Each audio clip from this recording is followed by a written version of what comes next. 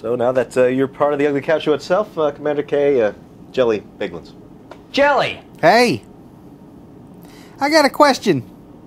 Are you a connoisseur of fast food restaurants? Somewhat. Do you like Wendy's? Yeah. Wendy's nuts in your mouth! Yeah, that's pretty much how it goes around here. All right, meet me outside. You got some balls to suck. Is that one of those initiation things to... Nope, that's a regular weekly fucking thing. Get used to it. Initiation. Wow. Didn't you tell him shit? I didn't tell him jack shit. Apparently not. How else are we going to get him to do the show? Yeah, really.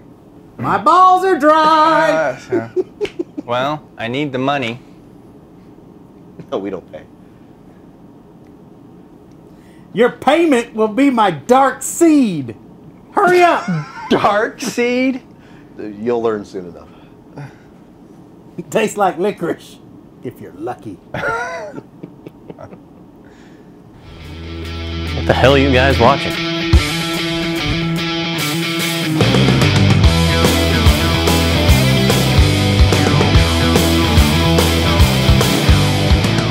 It is great to see you again. I am Master Torgo. Welcome to the Ugly Couch Show. I'm in my socks. You are in your I'm socks. I have socks. Master Torgo. Commander K. The famous Paul. What's up, ladies? We're here to tell you what to watch, what to read, what to play. But first, we got to do it. What is going in my mouth? Okay, Jelly, give it. Today's What's Going in My Mouth is brought to you by Streetlights, not just for illuminating hookers. Okay, there are times when I'm like, yeah, that could work for a What's Going in My Mouth segment. That'll work, that'll work. Once in a while, I find the item that's like, that has to be done.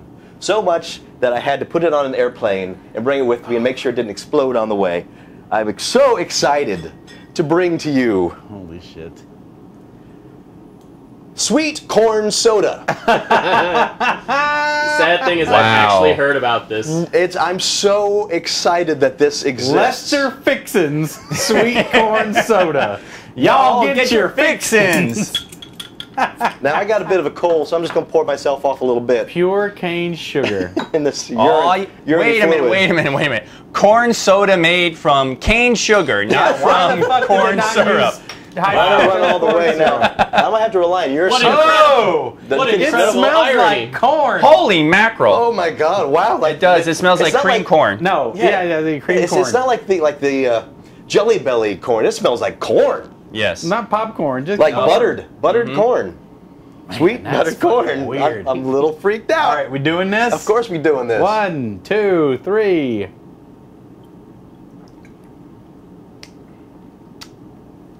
It's carbonated cream of corn. It so is, and very sweet. Yeah. It's really add sugar to Wait, your now- buttered corn on the cob. The aftertaste is better than the first taste.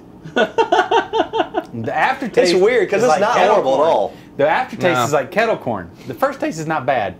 Fortunately, it's not a significant source of calories from fat. It's not great though. No, of course it's not great. I would but not drink this often. I wouldn't expect it to be this decent. Oh. That's weird. It is so weird. I don't know how they did weird. that. Lester Fixins, you're a genius. You got to get a.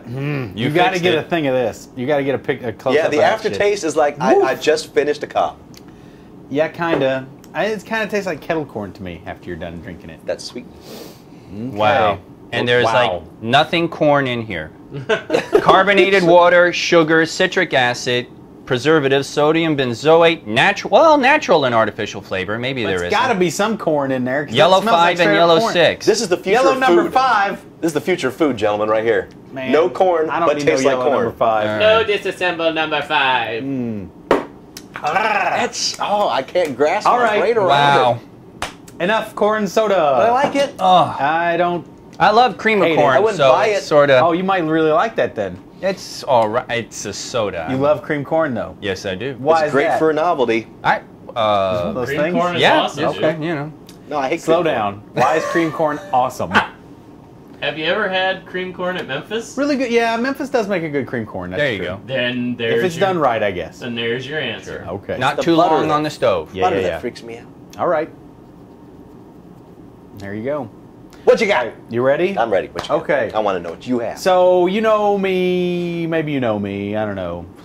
You probably know. I am a classic video game collector. Well, I've been eyeing this thing for a while. The iPod. And no. And I finally threw down on it. I did it. What'd you do? I bought myself the RetroDuo Portable from RetroBit. RetroDuo Portable. Now, the RetroDuo Portable is essentially a Super Nintendo as a handheld device. That's what it is. But it's also can be hooked up to your television set to work as a Super Nintendo. So it takes old cartridges, right? So you plug it into the device itself? But it's, yeah, you plug it right into the device itself. I'll show you. So I'll show you what it comes with first. You got the instruction booklet, the power source, but it also comes with 2 sticks that you can plug into the system through this cable, and so you can actually play it on your TV, or you can play it on the tiny screen, 2-player games. So this is the system. It's fucking balls awesome. This is where it's awesome Jesus. Because it's awesome because you're rocking a fucking Super Nintendo cart, handheld portable. This is required to take around with you to like PAX, show off motherfuckers, be like, I know what I'm doing. So here I've got Donkey Kong Country set in here. You can hear it starting to go. The only down thing I've seen so far is I lost 1 tiny pixel over here, went green. You can see it in the corner there when I first fired it up. But the screen is really nice and sharp. I left the protector on there, but there we go. Donkey Kong Country in the palm of your hand. 15-year-old me would shit himself. Hell, 37-year-old me is shitting himself. I love this system. Now, you say, Paul, I do have a pretty extensive Super Nintendo collection, and that'd be a worthy investment for me, but can you make the deal sweeter? Yes, I fucking can. And here's how. First of all, yeah, this opened up, I've got, 60 carts, maybe, not quite, probably more like 40 good Super NES carts. And I have even more NES cartridges. Thankfully, the RetroDuo comes with the Retro Port, which converts automatically your RetroDuo Portable into a NES emulator. So, now you are the badass on the street, now it's rocking the NESs. This is an old NES cart, so I got Castlevania in here. So here we go, boom! So not only does this thing play Super Nintendo games, it also plays old NES games. Is that awesome? Hell yeah, it is. So there you go. Ba-da-da-da-da-dee. Too bad it looks like you're walking around with an old cell phone.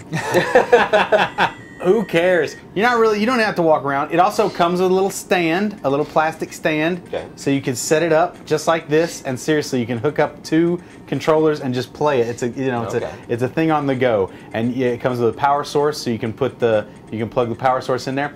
Now to sweeten the deal even further, there is another accessory like this one that is for sale that will let you play Genesis games on this device. Wow! So I don't have very many. I have maybe 2 Genesis carts. I don't even think I own any anymore. So you can actually plug that in there. So essentially, this can be 3 retro game systems in one. Well, lucky for you, Torgo has some Genesis carts. Well, there you go. I don't have the hookup for it, but it can be 3 retro game systems in one. Plus, it's portable. Plus, you can hook it up into a television set and actually play on the television set through here, so it acts as a secondary game. $100 I got this.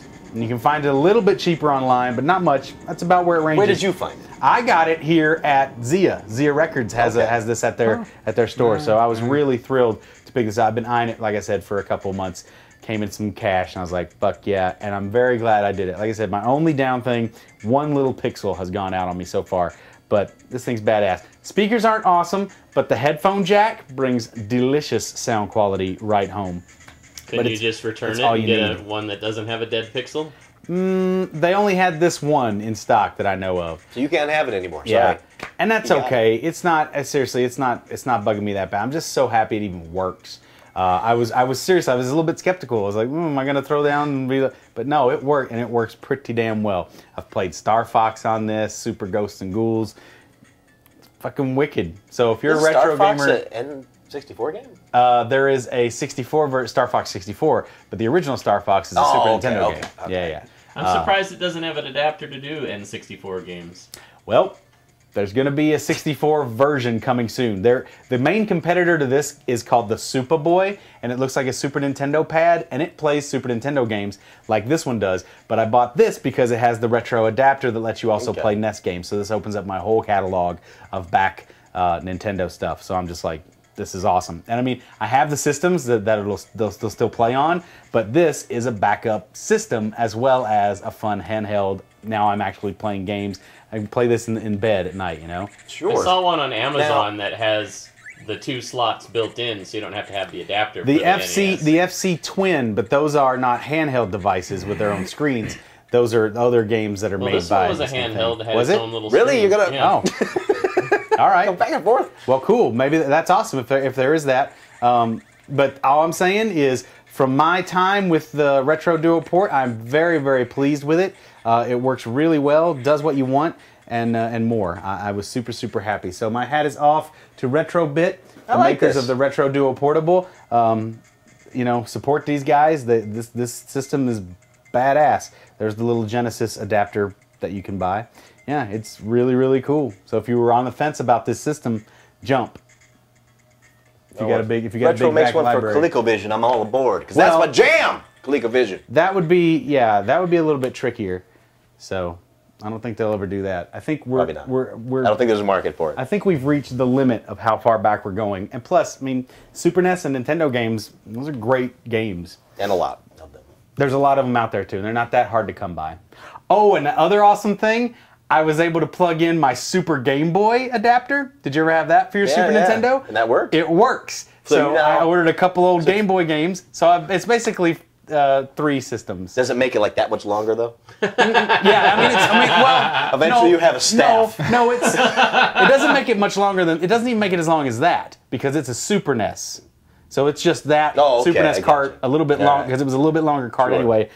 And then you plug the other thing in there. I mean, it's ridiculous. It's a fucking Rube Goldberg machine as far as, but it works really well. What was the cheat thing? The Game Shark? Does that work in there too? I haven't tried a Game Shark on it. Nope, there it but is. I bet it does. I bet it does work. And inevitably, there are a few cartridges that don't work with these things, and you can look online and see what games just don't, because a few of them have a glitch that prevents things from working or whatever. The emulator just can't get past that. Yeah, there's something, whatever. Like I was playing Gunsmoke and it repeated the first level over and over again. I don't know if that what was a jerk. if that was my cartridge or whatever, but Or maybe you just failed that level over and over. no, again. I wasn't Okay. failing. I was kicking ass. Okay. I had a super powerful horse, and I don't know. Ooh. I was making crazy money. Anyway, get it. It's awesome. Kirsten, what you got? I have, well, you guys have heard me repeatedly mention Zak Smith and his blog, D&D with Porn Stars. Yes. Mm-hmm. Talking about the OSR movement for, or what he calls do-it-yourself Dungeons & Dragons. He's basically a big proponent of slapdash, take whatever you want to use and put it into your D&D game type of gameplay. It's very inventive, very creative. He's a very inventive and creative artist himself. So I brought his book, Vornheim, the Complete City Kit.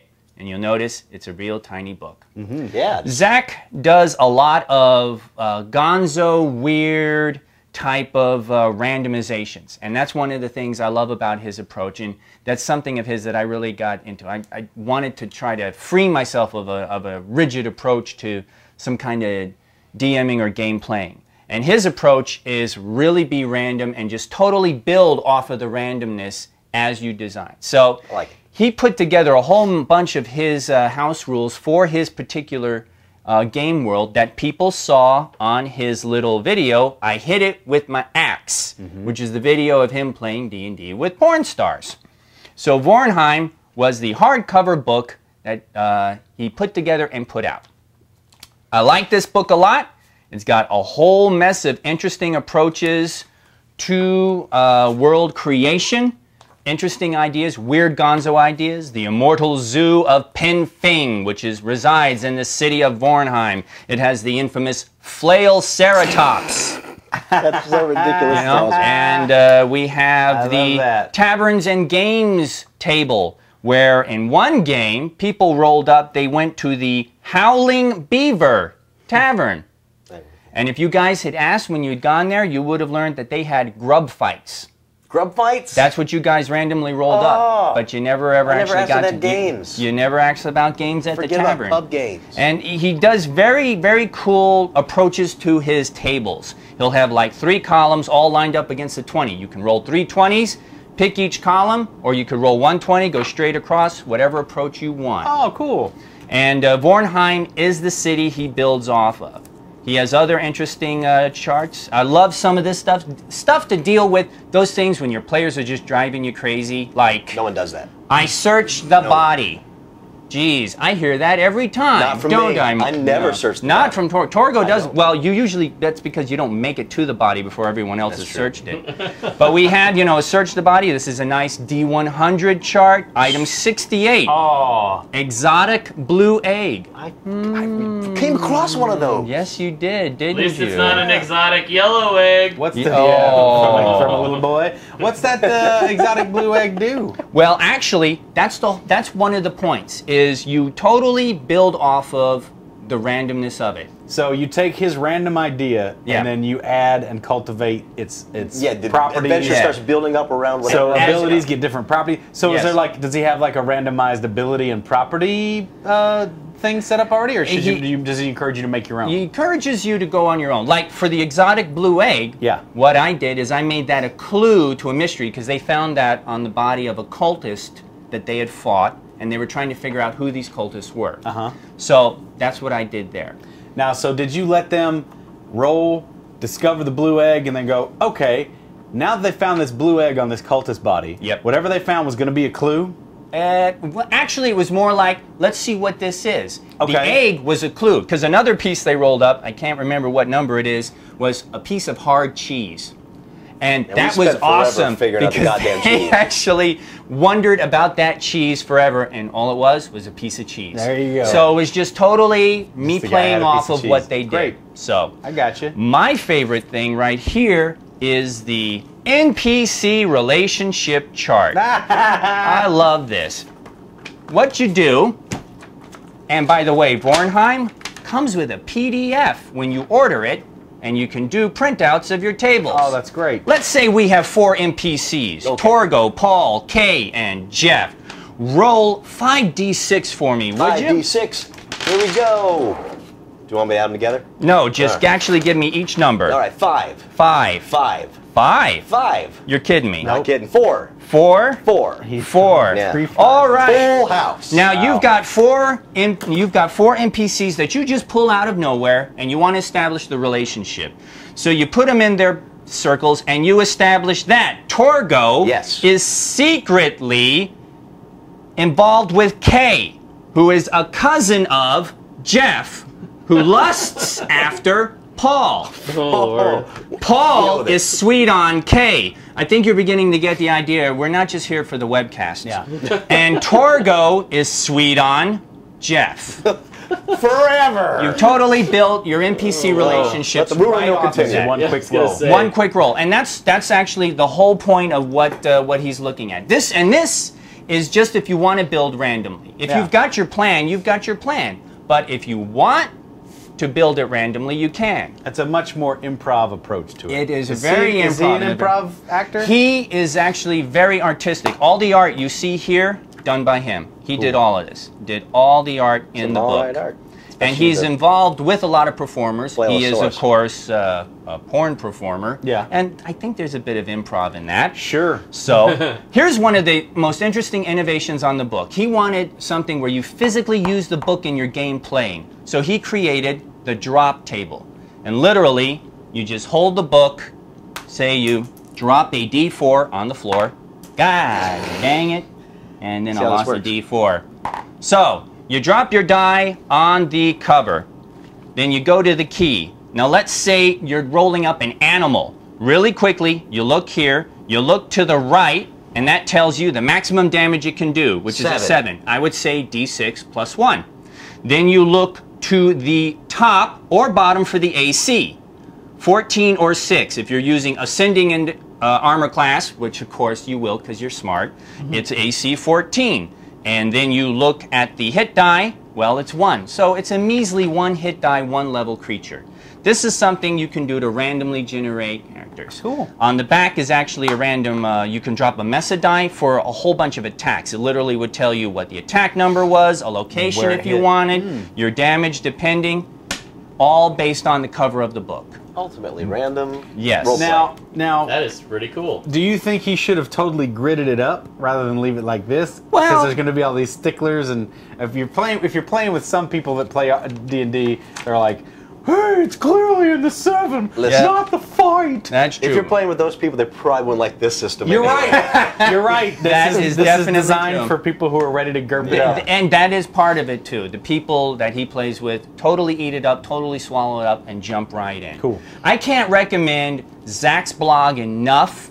I love it not only as a game player, but as a creator. And I can't recommend Vornheim enough. Go to Lamentations of the Flame Princess, LOTFP.com to order your book today. All right. Nice. Nice sales pitch. Thank you. That's awesome. But talk Stross.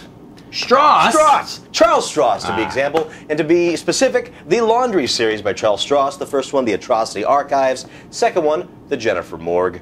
Third one, Fuller Memoriam. And there's another one coming out, something Codex, here about a month from now.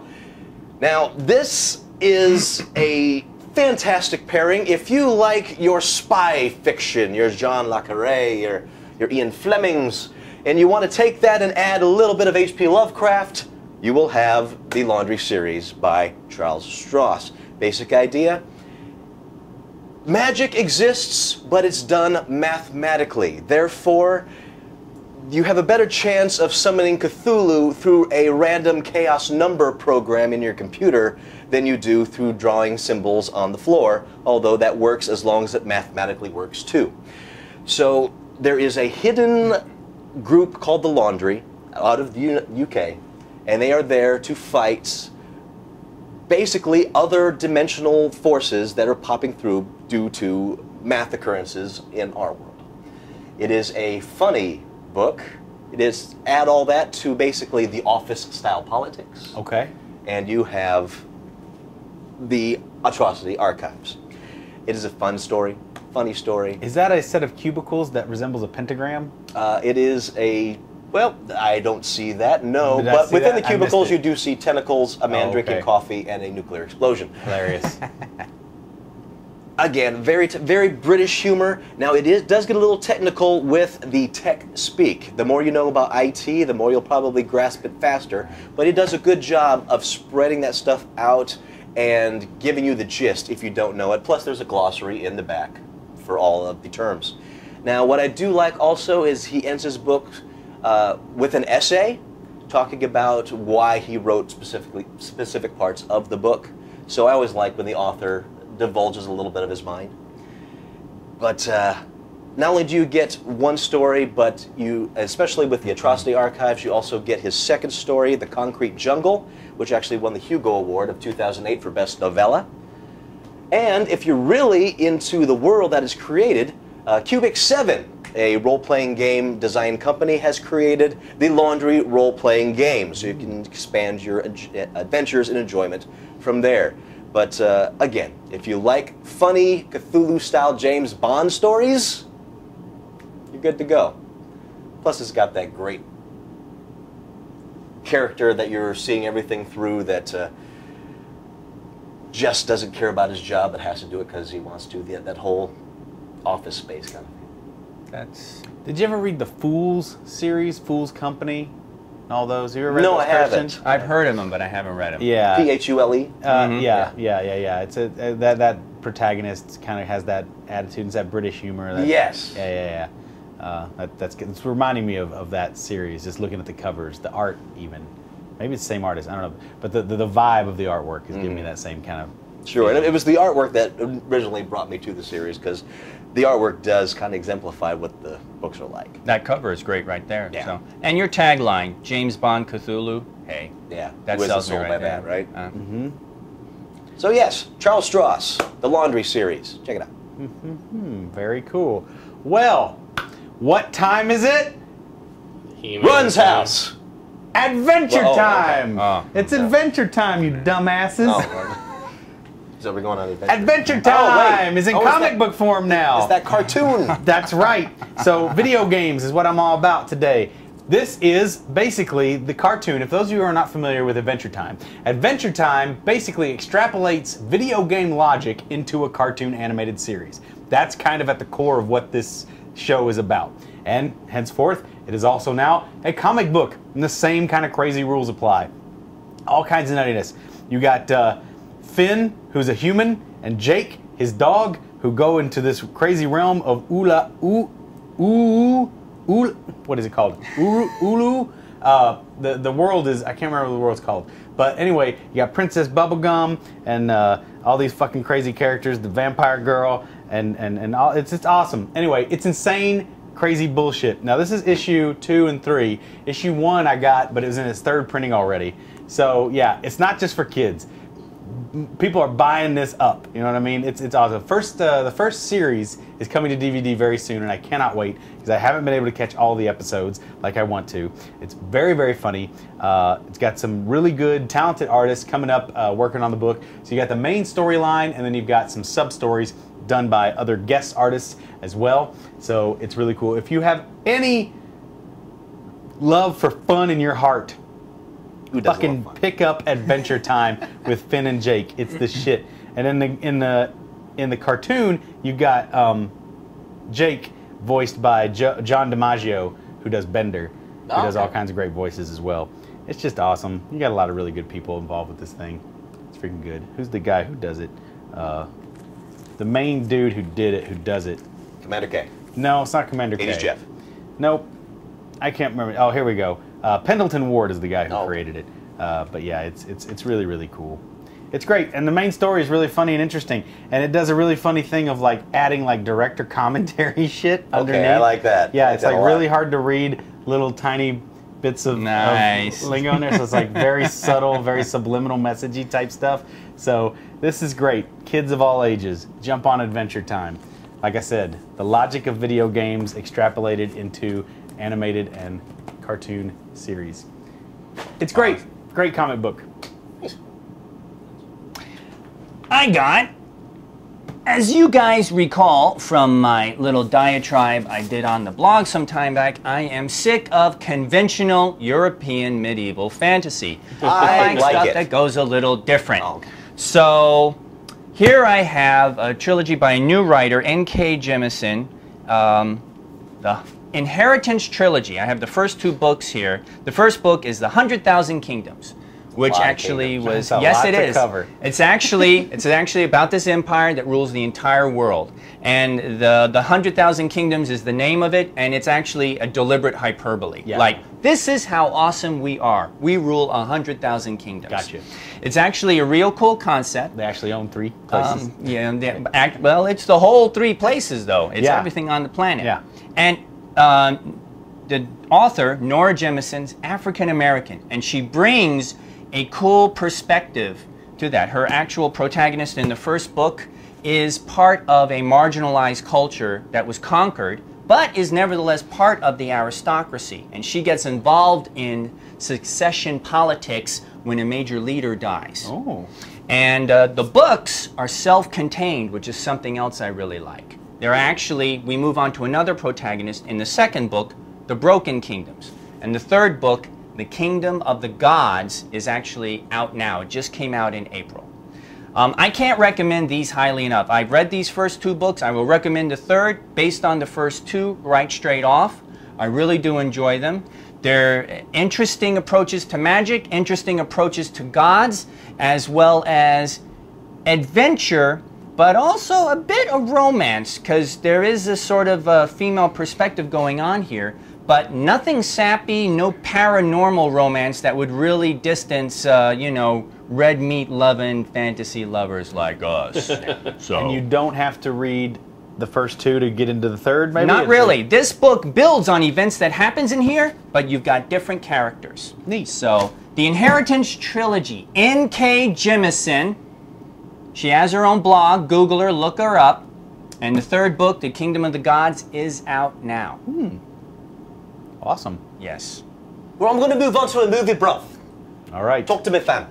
Attack the Block. Ah. By Joe Cornish. British film, came out 2011 to much success. If you haven't caught it, go catch it.